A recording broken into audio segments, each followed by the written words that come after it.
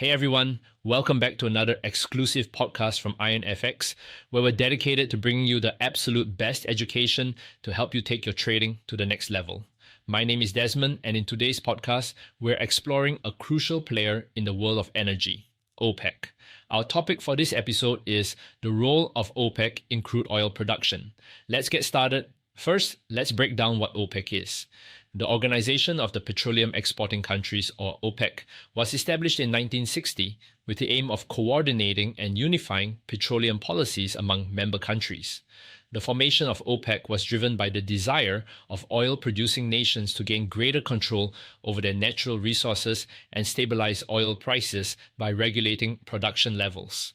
OPEC was originally founded by 5 countries, right? Iran, Iraq, Kuwait, Saudi Arabia, and Venezuela.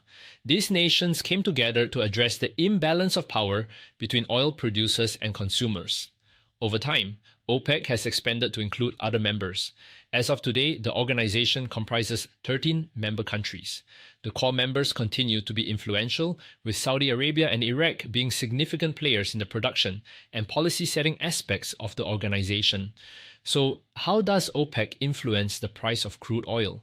The organization holds considerable sway over global oil markets by setting production targets for its member countries. When OPEC decides to cut production, it generally leads to a decrease in global oil supply, which can drive prices up. Conversely, increasing production can lead to lower prices if supply exceeds demand. OPEC's decisions are closely watched because they can impact not just oil prices, but also broader economic conditions. For instance, a production cut can lead to higher gasoline prices, affecting consumer spending and inflation. OPEC's influence has been felt throughout history with several significant impacts.